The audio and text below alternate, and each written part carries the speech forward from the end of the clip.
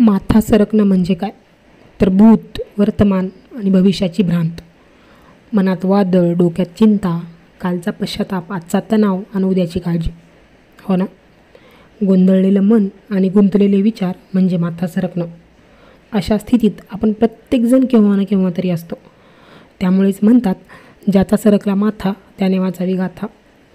माणसांना तारणारी ही गाथा म्हणजे फक्त शब्द नाहीत किंवा ओव्यांचा संग्रह नाही, तर आयुष्याला शांततेच्या त्या किनाऱ्यावर नेणारी नौका आहे असं म्हणतात. जिथं मन शांत होतं तिथेच गाथा पूर्ण होते. रामकृष्ण हरी आणि हार्टफेल्ट वेलकम टू ऑल.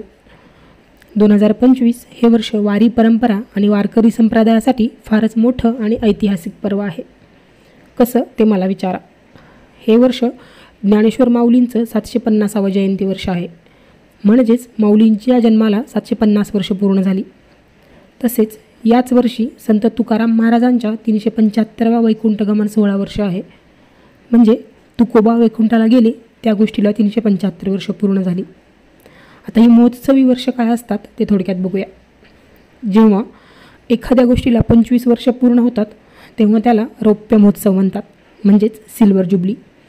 जेव्हा एखाद्या गोष्टीला 50 वर्ष पूर्ण होतात तेव्हा त्याला सुवर्ण महोत्सवी वर्ष म्हणतात, म्हणजेच गोल्डन जुबली. 75 वर्ष म्हणजे अमृत महोत्सव, प्लॅटिनम जुबली. आणि 100 वर्ष म्हणजे शतक महोत्सव. बरं, एकदा 100 वर्ष पूर्ण झाल्यानंतर मग काय? समजा 125 वर्ष झाली तर शतकोत्तर रौप्य महोत्सव, 150 वर्ष म्हणजे शतकोत्तर सुवर्ण महोत्सव, 175 वर्ष म्हणजे शतकोत्तर Amrit Mahotsav and so on. याच तुकाराम महाराजांच्या 375व्या वैकुंठगमन सोहळ्याच्या निमित्ताने वारकरी प्रस्थानत्रयी सेवा समिती पुणे आयोजित तुकोबांचे हात लिहिता ती जे जे या तुकाराम गाथा हस्तलिखन उपक्रमाचं आयोजन केलेलं आहे.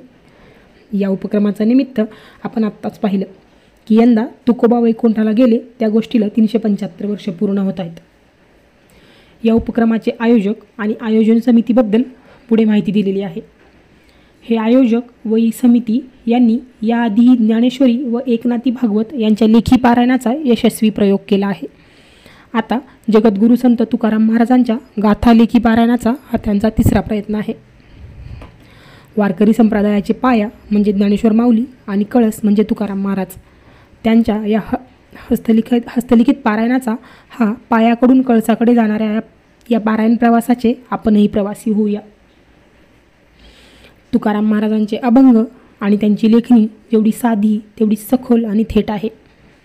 त्यांच्या लेखणीने पिढ्यानपिढ्या लोकांना मार्गदर्शन केलं आहे, शक्ती दिलेली आहे, शांतता दिलेली आहे.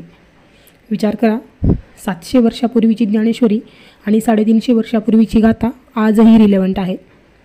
त्या काळी संतांना एवढं लिखाण कसं बरं सुचत असेल?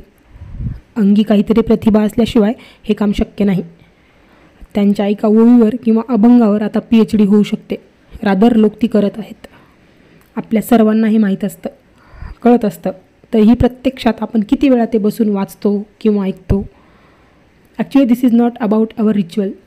या आपल्या रीती किंवा परंपरा आहेत म्हणून नव्हे, तर हा संबंध आहे जगद्गुरूंशी, त्यांच्या भक्तीशी आणि आंतरिक शांततेशी. म्हणून याच्यासाठी करून अट्टहास मी हे तुकाराम गाथा हस्तलिखित पारायण सुरू करण्याचा निर्णय घेतला आहे.